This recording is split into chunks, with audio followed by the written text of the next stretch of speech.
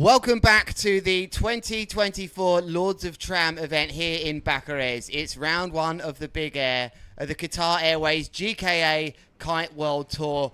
Wow, are you in for a treat today? I'm Lewis Crathen, joined here by professional rider and SpaceX CEO. Can I call you SpaceX CEO? Yeah. And professional judge, Marc. How are you doing? I'm very good. I woke up this morning due to the howling wind coming around my window. And I arrived at the spot seeing mostly white caps, and I see people riding on sixes, so I'm having a very good morning. What we can see out of our window here and what you're about to see on your screens, on your phones, on your computers, maybe you've got it on the big screen in the living room today. I highly recommend that because we're going to be seeing things we haven't seen before in big air kiteboarding. Feel a bit more present today. We've got this wind already blowing. They're fixing one of the doors in front of me on the judging booth, which has very smartly been positioned upwind of their booth, already blown out the door of the judging booth. So good luck to those guys in there who will be locked in now and cannot go out to the toilet on their own free will. But there is the situation on the beach. We must have gusts of 40 knots maybe coming in here, Marc. You know this spot really well. We're 10 minutes away, I'm being told, from actually about 8 minutes away from the first action here. We'll bring you those riders. But Marc, what sizes are these riders on at the moment? I've seen Leonardo go out first on the 6, then I saw Marc. Marc on the 6, and Marc on the 6 means that it's proper windy because he's a big, strong guy. As you can see on the screen on the right, Marc Jacobs is a big, strong New Zealand rider, and he's on the 6. And then we have Edgar, who's also on the 6. So all of these riders are on the 6-meter kite, which means that we're going to get some double loop action, I presume. What do you think, Lewis? Well, we're definitely going to see some double loops. We've already seen them warming up, actually. Maybe we can bring that graphic back in of these riders in this first heat, which will be Marc Jacobs, Edgar Ulrich and Leonardo CASATI. Leonardo especially has been warming up with some doubles. I've seen Leo ride here the past few days, and he's been absolutely shredding on the water. I haven't seen him come off the water as well when it's windy, so he's been riding 8 hours a day on each training session, so I think he's really ready for this. Edgar is a local rider. He kites a bit up north of this spot, but comes to BARCARES very often to train, and is a very experienced rider with the gusts here. Marc flew in fresh from New Zealand yesterday, so hopefully he's not too bothered with the jet lag and ready to compete against these two young riders. It's a very exciting heat for me. Let's see what's going to happen this heat. Yeah, Marc deals with that so well. I think people sometimes don't consider the length of travel he has to go on these window forecast events as they're done in big air now. You know, we don't turn up to places with no wind. That's a back in my day kind of conversation. It's lovely that we get to go for it. It's much harder logistically, so we can only take our hats off to all of the local organisers for making this happen. But there in the very background is one of the mountains. Still got snow on it, and some of our riders. There's just a double loop. Someone warming up, flying through the screen, and the landing there. So absolutely ideal conditions here to push the limits of big air kiteboarding, and we're absolutely stoked that you have joined us wherever you have around the world, because yesterday I just wasn't here mentally, Marc. We didn't have that solid wind. We just knew that the wind wasn't ideal, but today, I mean, have a guess what time I woke up today, Marc. Around 5-ish. Was the wind waking you up? 4:20. 4:20. I thought I would be clever and take the mountain view at the hotel. But that was very silly as the mountain view facing west, the wind coming from the northwest. 4:25. I wasn't the only one in my hotel woken up. Told Aaron was up at 4:30 as well. And then I just lay there with my eyes open as the shutters were banging with this at least 40 knots coming in then. But I didn't mind. It was all right. I got a good night's sleep. I'm ready for it today. And there is our first heat just about to take place. Now the riders will be told very shortly it's their turn to go via their flag, and you can see on your screens Leonardo CASATI will be first in sequence, remember, because the riders take it in turns here. That's the unique part of this event. He's got the blue rash vest on, Edgar Ulrich white, and Marc Jacobs red. It's very simple. It's almost too easy to talk about. We're not worrying about who's getting in the way here, Marc, and it really allows judges to focus on the riders. Yeah, and the camera crew on the beach can follow the riders especially well since they're jumping one by one. And that means that you at home can really see all the tricks in detail. And then we don't miss any tricks, you don't miss any tricks, and the judges also don't miss any tricks. Let's see if the heat is gonna commence. We still have all flags down, but we should be starting anytime soon. We see Leonardo, probably one of the youngest competitors, and he's the brother of the well-known Lorenzo CASATI, which is the winner of King of the Air in 2022. And is very well known for being up there, one of the best riders in the world. And Leo has been caddying him for several years. And this being his first World Championship event, does not feel like it's his first World Championship event to me, because he's been so present and caddying for his brother. So he probably knows all the insights and all the tricks. We see Marc warming up here with a boogie S-loop, it seems. There we go, landing it. Can be quite tricky here, the landings, because you land in such choppy waters, the wind's blowing the water into little waves on your landing. The takeoff is very smooth, but your landing might be a bit tricky. If you're taking off in waves, you have flat spaces between the waves to land in. And on this spot, the riders have to make sure that they land with enough speed, but not too much speed that they they fall over the chop and lose their board or whatever. Takeoff area looks absolutely ideal, but as you just said, Marijn, not easy to find a landing sometimes. As you see, yeah, just that lovely view of, right up close there. You can see the chops they're not tiny, but they're just that sort of range that they will, if you're a bit front heavy, you'll go down here. So I'm sure we're going to see quite a few crashes from landings today. It will be the really experienced riders that know how to come in soft here. Around 6 meter kites, to remind you, that we can see. We can see the Harlem of Leonardo. He is on a 6, and looks like Edgar, what is he on here? That looks like a 6 as well. Looks like a 6 to me. It does look a bit bigger, or a bit wider and flatter than perhaps that Harlem. Mm-hmm. A bit more open. Yeah. It might give him a little bit more height, but it might sacrifice a bit in the tightness of the turns of the kite. Let's see how this unfolds. It's a three different shapes of kites, I would say. And to come back to the choppy landings, when you grab a 6 to do doubles, it also makes it harder for you to land your tricks, because you're coming down with more speed. The kite has less fabric to catch you, so it's harder for the riders to execute these maneuvers on the smaller kites, which is the progression we've seen in the last years in big air. And it's interesting to see which of these riders has the most control of these kites. Around 5 months it's been then since we've seen these guys out there at the Red Bull King of the Air. So much has changed as well. So many tricks have been invented in that time. I think it's for certain we're going to see triple loops here today, which is crazy. We were getting excited about doubles last year. We will see, will we see the board osmosis, the trap moves that Andrea Principi is now brought into this? It's getting ridiculous. So much risk to that move, Marijn. You let go of the board there, I guess you're in the way of the heat for a while, and maybe you just body drag straight out. It's not really a bit frowned upon to leave your board in a landing area, but are we going to see that maybe nearer the finals when someone really has to go for it? Well, the riders have 7 attempts in total, and 3 of them will count. So we might see these maneuvers if they've done 5 or 6 very solid tricks, and they really need to do something else to perform well. We might see these board Moses moves where you ditch the board, do a rotation, and try to grab the board after your rotation. But these indeed are very, very risky moves, and I haven't seen someone consistently landing these, because you need a little bit of luck, I think, to land these tricks. We will for sure see some of the biggest double loops and perhaps triple loops for sure that we've seen since King of the Air, and maybe even bigger than King of the Air. This spot is, if you catch the gust right, you can really go super, super high. And put the kite 3 times round, or 2 times round, 1 time round the other way. It's called a snake loop, which I've seen Leonardo do here last week, a big snake loop. So that's going to be very interesting to see.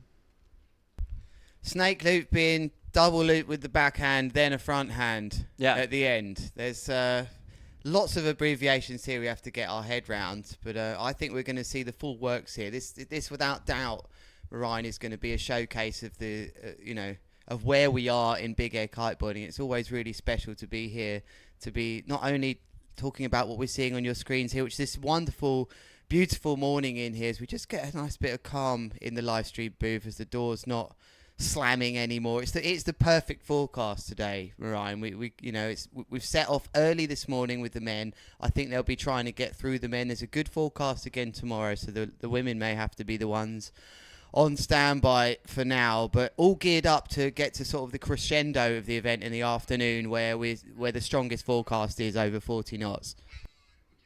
Yeah, we saw on the forecast already that the proper wind is coming through between 11 and 2, 11 and 3. But I'm very surprised already when I came to the beach this morning that it was more windy than it was saying on the forecast already. So that only means great things for the afternoon. I think that we're going to have a very action-packed day. It's going to be a long day of competition since we have a lot of heats to go through. We have 24 men and 12 women. And these will all battle it out today. To compete in the strongest wind of this month, the month of April, which was the wind window, is the wind window of the Lord of TRAM. And the Lord of TRAM is usually run in the first few days of the wind window since it's so windy here in BARCARES. It's windy very often. Riders come here to train all over the world. Such a special place to kite. So the red flag is up. The high red flag, you will see this just to the right-hand side. There it is. That indicates less than 2 minutes until the first rider will perform his move.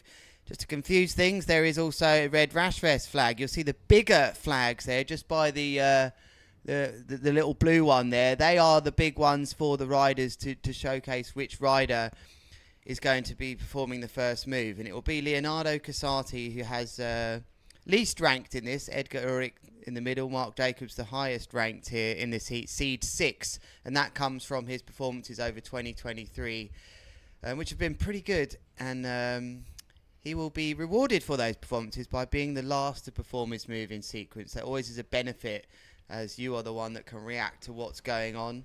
Sometimes that's not always the benefit. If you're just in one of those moods and you don't care, no pressure, go crazy first in the sequence, which will be Leo CASATI's goal, I imagine. But brothers here taking part in this event, because Leonardo CASATI, along with his brother that everybody knows in the sport, it's his first event, and I wonder how he's feeling down there. Maybe we can get those BPMs going of the Surfer app, which we have loads of data from these riders, which has really evolved the way we are able to see what's going on, especially for the riders. They can actually see their scores on their wrists now, which is pretty special. So not far away until we get started. It's, must be about 90 seconds. After the red flag will be the yellow, and there is the scene right there, the two riders going actually first and third in order.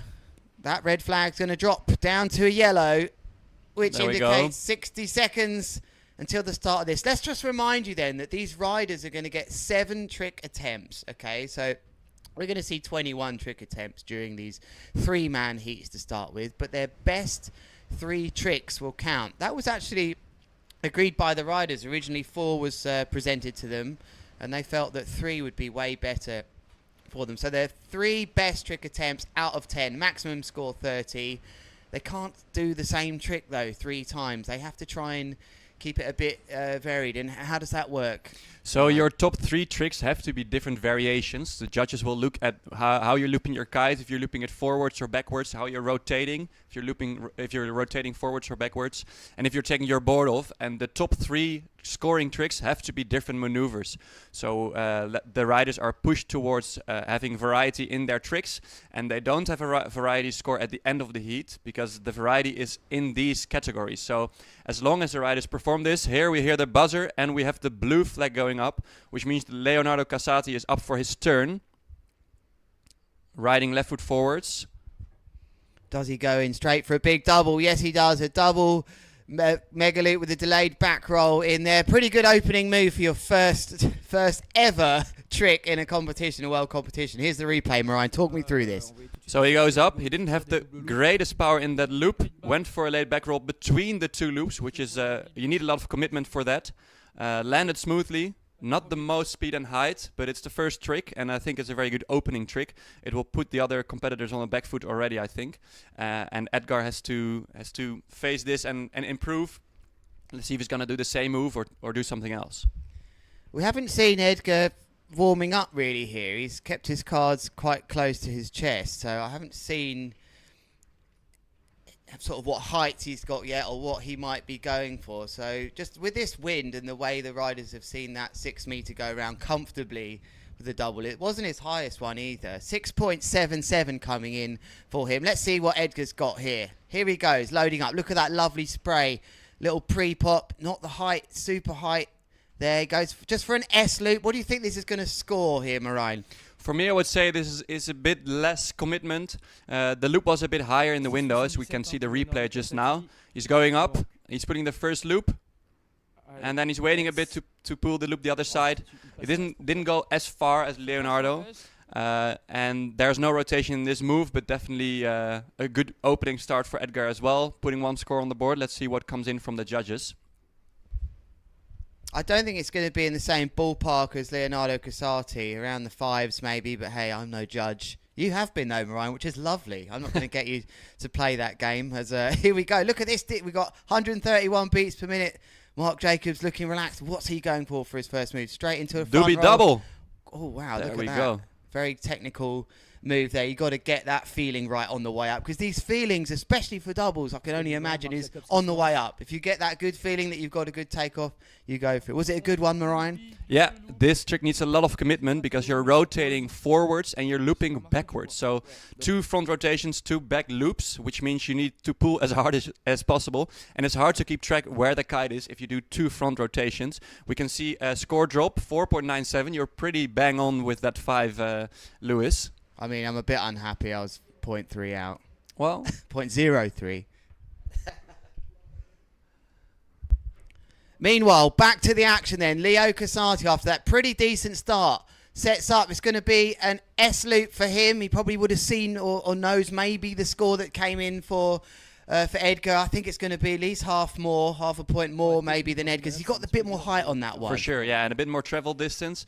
We see he keeps the bar as well pretty close to him while he's doing the S loop. If you sheet out the bar between the loops or between the S, it means your kite has a bit more time to catch some breath, and if you keep the bar close, you're choking the kite and making the trick a bit more extreme. As we see a 6.07 for Marc dropping in, and Edgar coming up. He's a bit more chilled than Marc with a heart rate of 104 beats per minute. His recent jump was 12 meters on that S loop.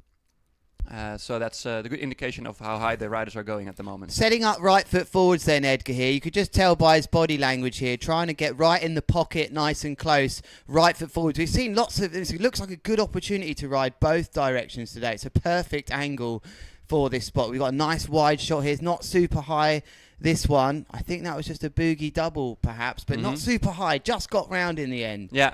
Doesn't seem like Edgar caught the gust in this move. Here we see the replay. He went for a front rotation here.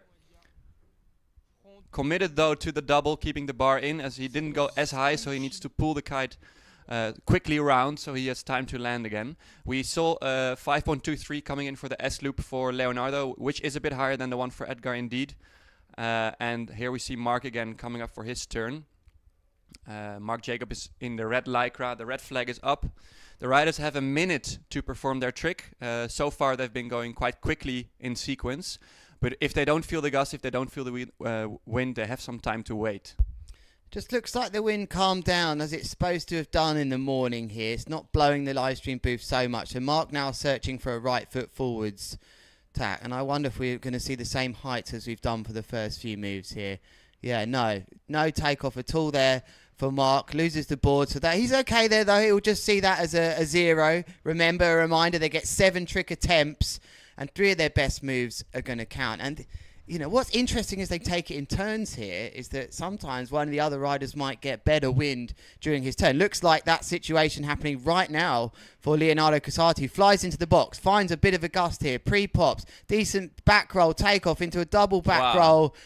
Double as well. Whoa! And what was that, Marijn, at the end? A blind landing? Yeah, it looked like he was going for a blind landing. Ended up landing straight with the kite, but definitely showing control to the judges that he can do a double loop with 2 back rotations. And on the landing, squeeze in an extra rotation. Quite good performance here from Leonardo. Being the lightest weight rider as well can benefit you if the wind drops a bit.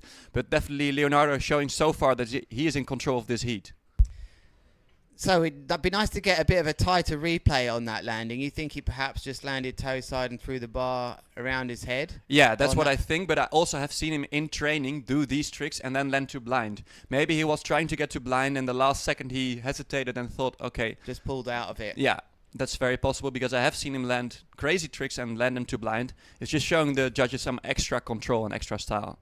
Right, Edgar then, accelerating then. Feels like there might be a gust here. Left foot forwards and commits to this. A bit higher this time. An S-loop board off. Ooh. Corey just got round. His feet didn't look perfectly in there, Marine, but that was good control to open up the first of the board off categories here from these riders. Talk me through the replay, Marine. There we go. And you have to commit to pulling your board and your loop at the same time. He didn't have the height, so it was tricky for him to get it round. And he looks like he's coming back in, maybe going for a kite swap, which is, I think, a good idea. The wind seems to have dropped a bit since the start of the heat to a little bit less, so the riders might want to opt to go on the bigger size right now. As we see from Edgar, there was a 10.6 meter jump. Wasn't too high. The previous one from Marc, also 7, so we see that the wind has dropped a bit with Marc's turn coming up. Probably going to go for a double here, and I think he'll be influenced by Edgar's change. One more double. Ooh! Oh, it's nice. It's a big S-loop board off. And I wonder if he's tempted to come in and change as well, or does he feel there is enough wind? Here we go. Here's the replay. This looked good to me. This looks pretty good. He caught the gust. Had good horizontal pull from the kite, actually, compared to the S-loop from Edgar. It is quite a tricky challenge to switch or not switch kites. It's you need to have a caddy with a good mindset as well, that's confident in you changing kites, and you need to be sure as well if you're going to change up or down, because if you change up and the wind picks up again and your competitors are doing very high double loops, you're on the back foot. But if you have the bigger kite and your competitors are underpowered, you're actually in a good position. Leonardo is coming up for his maneuver now. High speed, taking off, and we see a double loop board off. Whoa, quite some travel distance and some time on the down loop. Very good trick performed by Leonardo. I think he had really good height on this trick as well. Good travel distance. And for me, it looks like the young gun is very much in control of this heat with a couple of very good scores here. Edgar has switched, it seems, to a bigger kite. It looks like he's on an 8 meter now, just riding back upwind as his turn is coming up right now after Leonardo. He seems to have switched just in time as his white flag is already up. So when he tacks back around right now, as we will soon see him right into the screen, we will see him go out for a single loop trick probably. And he must be tired here. That's quite a quick turnaround. Come in downwind, change your kite, get straight back up. It's difficult when there's only 3 riders in a heat. We switch to 4 later on, but of course they're going to get a bit more time in between. But to make this pit stop, you've really got to get on with it because it's a downwind area. They can't park their kites up in the nature reserve there and just change, as you can see. But here he goes, right foot forwards. There we go. Classic Edgar flip, I would say. Going for a single loop with a double front rotation and a board off. And Edgar has this incredible flip, as we can see on the replay. There we go. So the first rotation is quite normal, and then he goes around with the legs, holding the board off for a while, showing the judges some more control. Not the height he wanted, I think, for that trick, but a good performance there from Edgar. It was nice for him to get that third move in here because now he knows he's got 3 reasonable tricks in here. He can look to upgrade. He'll be looking to kick out his lowest score of a 4.90. So he's in a reasonable position, but he's got a bigger kite now and he may well be able to push a bit harder. So Marc Jacobs on your screen, another rider donning the hood here as it is pretty chilly. Always seems to be here. You can't come here without a coat, scarf, gloves, even though we were in shorts and Birkenstocks just yesterday with no wind. But you can see there's still snow in the mountains just behind as this cold katabatic wind comes from the northwest. It's the Tramontana wind. Can he find a lifty part? Riding a bit further downwind now is Marc Jacobs. Or will he turn around? He comes back across. Marine, I'll pass this over to you. Yeah, he goes to the right. Marc is known for riding very good right foot forwards as well, which gives him an advantage. There we go. Taking off just in front of the river mouth. Double back roll board of double loop. Incredible move from Marc here. Wow. This is big. This is, for me, one of the highest scorers. I like the kite angle on the way around that double. It was super committed. The board was right off during the critical point. Wow. That was an awesome move from Marc Jacobs, showcasing his right foot forward strength here, as you've said, Mariah. I think that's going to edge him out in front. Yeah, for sure. That's a very nice move from Marc. He's riding, is bringing towards Leonardo what Leo is doing. Very smart riding from Marc, because Marc went to the right, showcasing to the judges that he's capable of doing those tricks both directions. And Leonardo has gone only to the left now, coming in again here for a trick. With a double loop board off again. Looks like he maybe wanted to do a rotation, but didn't have the height. Still a good performing trick from Leo, but not the tricks that we've seen him do before. Standard then now. It's just standard moves going through the doubles here. I think he was maybe eyeing up a landing to blind here as well, which will give him a bit extra points here. But a big welcome to you this morning here. 8 a.m. is local time down in the south of France. It's been a wonderful, glorious morning. Bright sunshine. Everything's clear. We've got a good 30 to 40 knots blowing right now, I think. Maybe 40, a touch overrated. But we tend to do that as kite surfers. Talk about how windy it is when it isn't. Do we do that? You do that at the beach. Everyone does it, right? Yeah. Your mate says it's 30 knots or 40 knots. It's probably 20. But no, out here on the water, you can see on your screens now that it clearly is in the region of 30 knots and up. Higher gusts. Riders are on sixes. They wouldn't be doing that at the top level. Here is Edgar Ulrich. Going up. Double front row contra with the board off. Adding a rotation on the way down. Sticking the landing. It seems like he's going on well on the 8 for the single loops. Let's see the replay. Here he goes up. Grabbing the board. Going with a nice rotation, initiating with his head. Looks like a bit of an uncontrolled landing to me. The rotation was not that much in control, the last one. And we see the scores as well, with Marc leading with 19.84. Closely followed by Leonardo with 19.1. Yeah, this heat is not finished by no means just yet. Marc Jacobs will now be going for his 5th move. And again, looking at the scores on your screen here, his lowest score is a 6.07, Marc Jacobs. That's a kite loop front roll, so he may well go for another one of those in a double form. There we go. Oh! With a board off. Oh, that's a big hit. He got stuck backwards. I know all too well about that feeling, Mariah. Perhaps not with the board off with my experience, but I feel that his rotation, he just gets locked up backwards, and it didn't really... Yeah, he got put into a rewind there. That's the horrible situation. So hopefully... Wow. He's all right there as he body drags out the way. But he's just tried to upgrade that front roll category move, Marc Jacobs, but still in the lead, but not by much, by 0.74 from Leonardo CASATI, who's had a great opening account of his first ever, to remind everybody, his first ever world competition. Yeah, Marc just not landing that trick. Pretty hard if you're not getting the height. Here we go with Leo. Going up pretty high here with a boogie double loop.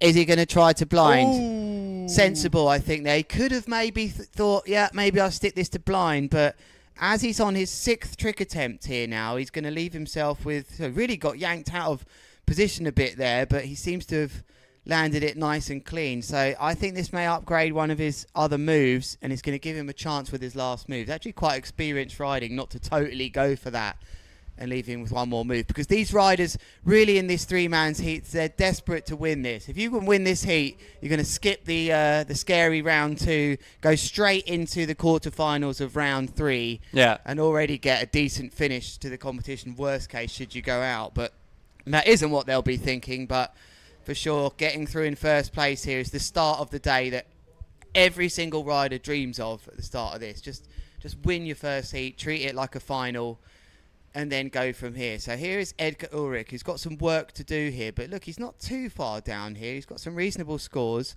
But this one feels is going to have to be big. And it is huge. Wow. This is big.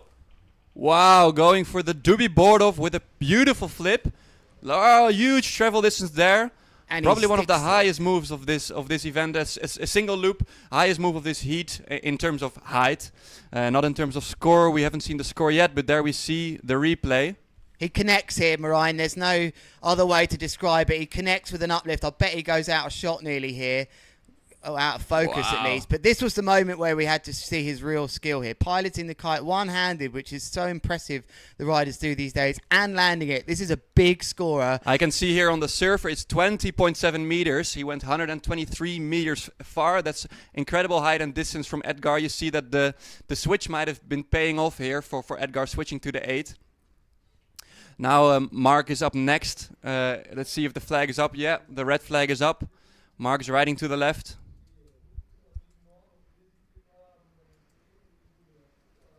And turning around. Maybe opting for a trick to the right, as he just saw Edgar catching a huge gust to the right. And maybe he thinks I need to go to the right as well, because that's where the wind is. Let's see. Ooh. This will be nowhere near the height of that last move of Edgar, but let's see what this looks like on the replay. You could just see here, wasn't super high to start with, not super downwind as well. So I don't think that's going to be in Marc's top 3 scores.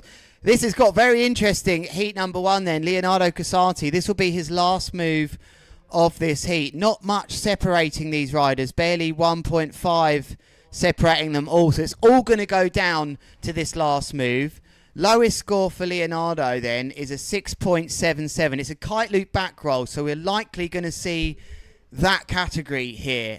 Will he be able to stick one to blind? It's a good takeoff. It's a double loop, board off, Ooh. Back roll. Didn't get the sort of lift at the end, I think, if he did want to go for that, but perhaps just trying to upgrade it. Is it going to upgrade his 6.77, Marine? It could for sure upgrade that 6.77. It's up to the judges. From the camera angles, it was a bit hard to see the actual height, but he looked very much in control of that trick. Leonardo has shown very good control of this heat for his first World Championship. Probably carrying some of the experience from his brother, caddying him for a lot of the biggest competitions in the world. Coming back to the beach now, Leonardo CASATI, as this was his last trick attempt. And there we go for Edgar's last trick attempt, who needs only 2 points to edge out Leo and become first in this trick. So if he lands a big one, it's still possible for Edgar to take the win. Don't think it will be in the S-loop category, though, because that is the one with the lowest score. But then what else has he got here to see? He's kind of changed off of his double kite, so he won't go for... It's going to be this tack, back rolls, perhaps. Oh, no, it isn't. He's confused me. He's going right foot forwards here, so perhaps he's going contra loop. Maybe, although he's already got a contra loop 6.13, won't be going for that.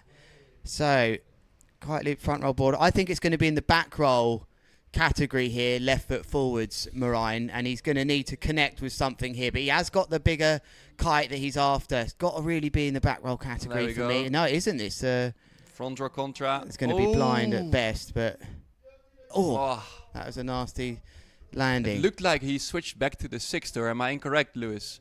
Because I think that there he went for a double, front roll double board off. Well, yeah, perhaps. It's hard to tell the number from here, but I definitely missed that pit stop change. Yeah, me too. But it looks like from here that he's on a bit of a smaller kite. Yeah, I think you're right. This spot really is about experience. We saw a wonderful moment last year in the final where Liam Whaley believed that the wind would pick up, came in and changed to his 6, and that piece of sailing for me was such a good example of how we as kite surfers read the wind, and we believe in situations. You've all been out there when the wind's not there and you think, well, it's got to come soon. Maybe if I jump now, it comes when I go. Here's Marc Jacobs, though, setting up for one more. He hasn't got the takeoff he needed. It's a devastator. And here's Leonardo CASATI about to create one of the biggest upsets in this first heat we've seen in a while. It looks to me like he's done enough to go through first here, straight into the quarterfinals. The lowest seed rider has done it, 21.43. Marc Jacobs going to have to settle for second. Edgar Ulrich in third. So, didn't see that coming. No, for sure. I've seen Leo train here, but I've also seen Edgar train here. Edgar struggling with the kite changes. Leo staying comfortably on the 6. Being the lighter weight rider as well, being able to adapt a bit more to the wind, perhaps with his weight. But definitely a surprising result for this heat. Unexperienced Leonardo beating the very experienced King of the Air riders, Marc and Edgar.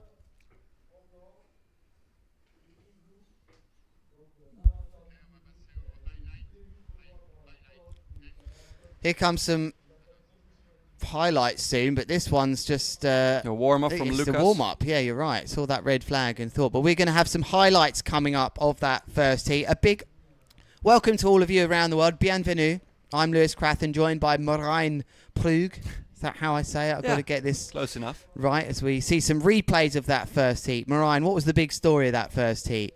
We saw the first tricky wins in France here, with the riders having to either go for the 6 on doubles or for the 8, as we see here, Edgar for singles. This huge contra front roll. And there we see Marc as well with the replay doing a very nice double loop back roll, which was one of the highest scores for him, a 7.27. An amazing heat to watch, and the young Italian boy Leonardo CASATI taking the win here over Edgar and Marc.